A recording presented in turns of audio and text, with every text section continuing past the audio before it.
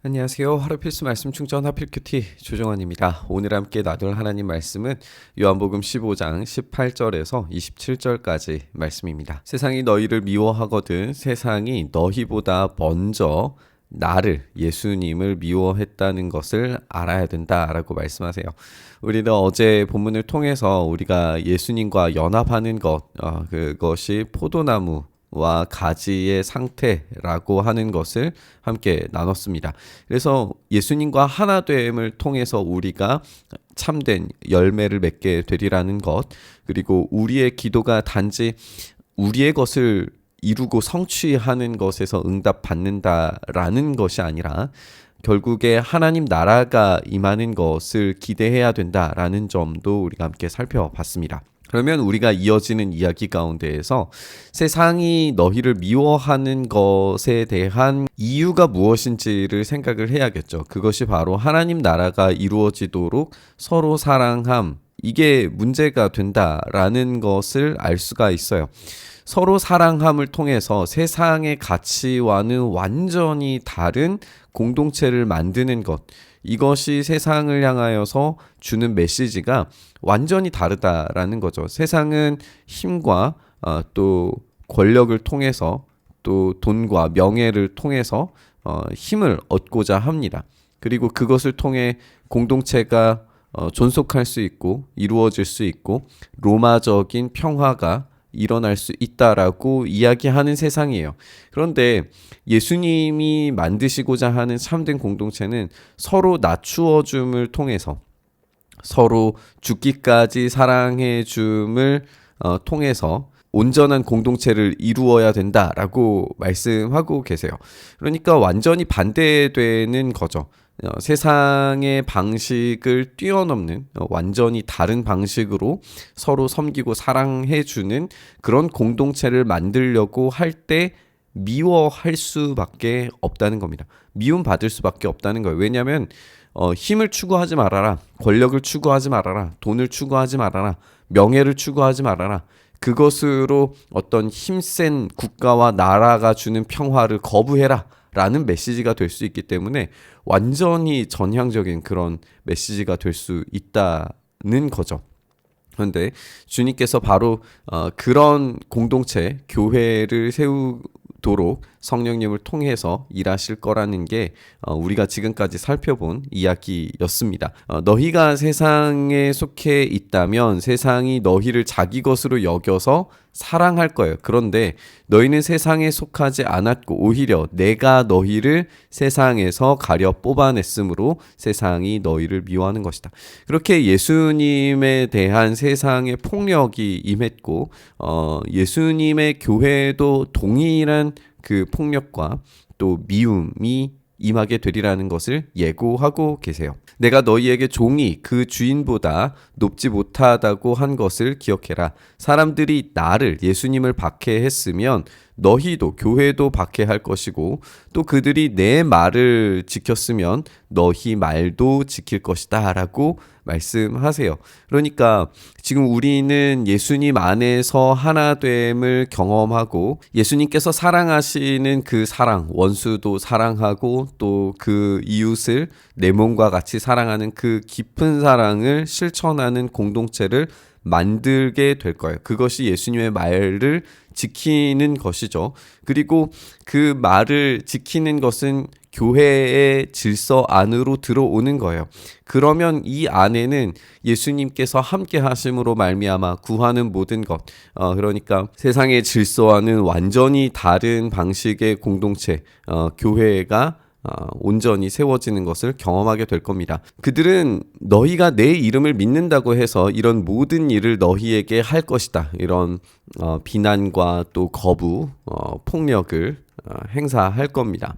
그것은 나를 보내신 분, 하나님을 알지 못하기 때문이다 라고 말씀하세요. 결국에 이 무지가 만들어내는 결과값이 이 교회를 비난하고 거부하는 것이라는 거죠. 내가 와서 그들에게 말해주지 아니하였더라면 그들에게 죄가 없었을 것이다. 그러나 이제는 그들이 자기 죄를 변명할 길이 없다. 그들에게 죄가 없었다라고 하는 것은 정말 죄가 없었다라기보다는 그들이 인지할 수 있는 능력이 없었다라는 표현으로 읽는 것이 더 적절하겠죠. 그러니까 예수님께서 오셔서 그들이 얼마나 자기 중심적이고 그들이 부패한 것을 사랑하는지에 대해서 적나라하게 인지시켜 주신 거예요. 그래서 이 십자가와 부활이라고 하는 이 영광스러운 승리를 바라보면서 내가 과연 어디까지 죽을 수 있는가를 대보면 나는 절대 그렇게 할 수 없어 라고 인지하는 순간 그러면은 그것이 바로 나 자신 스스로를 사랑하는 죄구나 라는 것을 깨달아야 되는데 이들은 그것을 알지 못한다는 거죠. 세상은 그것에 대해서 인지하지 못하고 그것을 실행할 능력이 전혀 없다는 거예요. 그래서 자기 죄를 변명할 길이 없다라고 말씀하시는 겁니다. 예수님의 십자가를 보면서 내가 얼마나 자기중심적이고 얼마나 하나님과 멀어져 있는 상태이며 얼마나 내가 비참한 존재인가를 십자가를 통하여서 발견해야 되고 나에게는 그런 열매들이 없구나, 내가 그런 계명을 실행할 수 있는 능력이 전무하구나 라고 하는 사실을 인지해야 되는데 그걸 인지하지 못한 거죠. 그래서 자기 죄를 변명할 길이 없어요. 그것을 인지할 수밖에 없으니까요.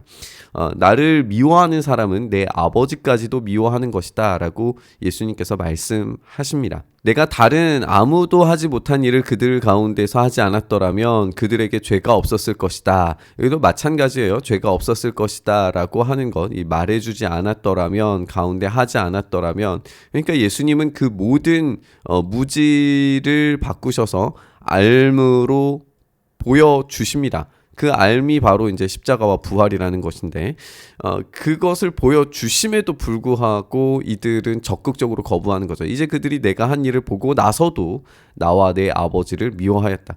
십자가를 보고서도 예수님께서 누구신지에 대해서, 예수님이 어떤 일을 하셨는지에 대해서 적극적으로 거부하는 것, 이것이 바로 심판의 이유가 되고 대상이 된다라는 것을 알아야 되는데 이들 깨닫지 못하고 있는 거죠. 그들의 무지는 결국에 그들 스스로를 심판 가운데 나아가게 만드는 결과물이 되게 만들 겁니다. 그래서 그들의 율법에 그들은 까닭없이 나를 미워했다라고 기록한 말씀이 이루어졌다라고 그렇게 말씀하세요. 그래서 예수님께서 십자가에서 끝까지 사랑하시는 그 사랑에 대해 적극적으로 표현하셨음에도 불구하고 그 표현에 대해서 받아들이지 않을 뿐더러 오히려 예수님을 미워하는 것, 그리고 예수님과 함께 연합한 자들 또한 공격하고 미워하는 것, 이 모든 것들이 성경 말씀에 따라서 이루어지는 결과물이다라고 말씀하세요.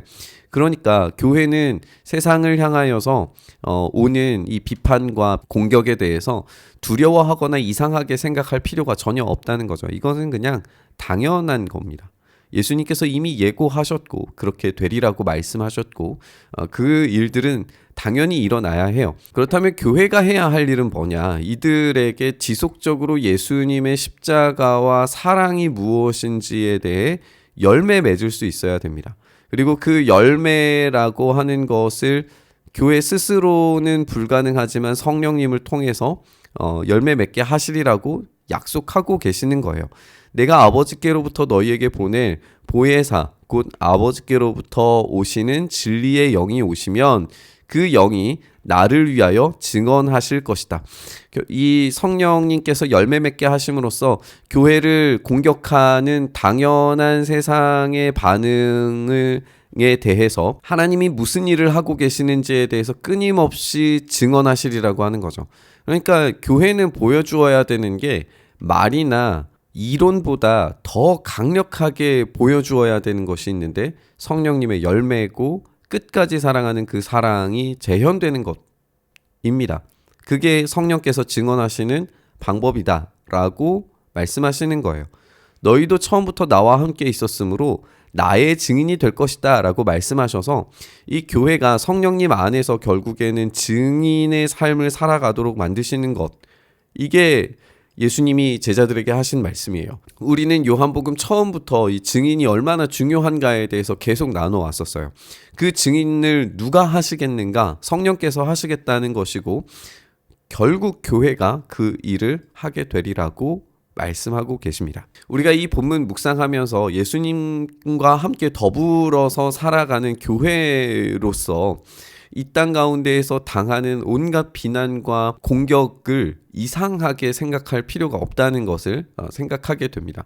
그러면 그 반응에 대해서 우리가 적극적으로 대응해야 될 텐데 무엇으로 대응해야 하겠느냐는 거예요. 물론 우리가 말과 이론과 또 변증도 필요하고 전도도 필요하고 많은 것들이 필요하겠지만 오늘 이 본문에서 예수님께서 말씀하시는 것은 결국에 열매로서 증명하라는 것이고 열매로서 증언하라는 것이었습니다. 예수님께서는 우리를 통해서 십자가 사랑이 드러나게 만드신다라고 말씀하셨고 십자가 그 사랑이 드러날 때 열매가 맺혀질 때 그리고 그 열매가 맺혀지도록 기도할 때 반드시 그 일을 하시겠다고 약속하셨습니다. 그러면 우리의 기도가 바로 이 교회 속에 예수님의 십자가 사랑이 드러나도록 해주십시오 라고 하는 기도가 필요하다는 것을 생각하게 됩니다. 오늘 우리의 기도 가운데에서 교회 안에 예수님의 사랑이 열매 맺혀지는 그 놀라운 일들이 벌어지길 위해 기도했으면 좋겠습니다. 그 열매가 맺혀졌을 때 우리 안에서 풍성한 사랑의 열매들이 맺혀졌을 때 세상은 우리를 향하여서 공격을 멈추고 주님의 영광을 바라볼 수 있게 될 줄 믿습니다. 그 일들이 속히 일어나도록 교회 안에 주님의 영광이 드러나도록 우리 안에 열매 맺게 해주시옵소서. 함께 기도하시면서 묵상의 자리로 나아가시죠. 그렇습니다. 주님 우리 안에 열매 맺게 하셔서 세상이 주님의 영광을 보게 하시고 세상이 주님을 바라볼 수 있게 하시고 주님의 증언자들이 되는 교회가 일어설 수 있도록 은혜에 더하여 주시옵소서. 그렇게 우리를 통하여 주님의 영광스러운 나라가 드러나게 하시기를 열매 맺게 하시기를 간절히 바라고 소망하며 우리 주님 예수님 이름으로 기도드리옵나이다. 아멘.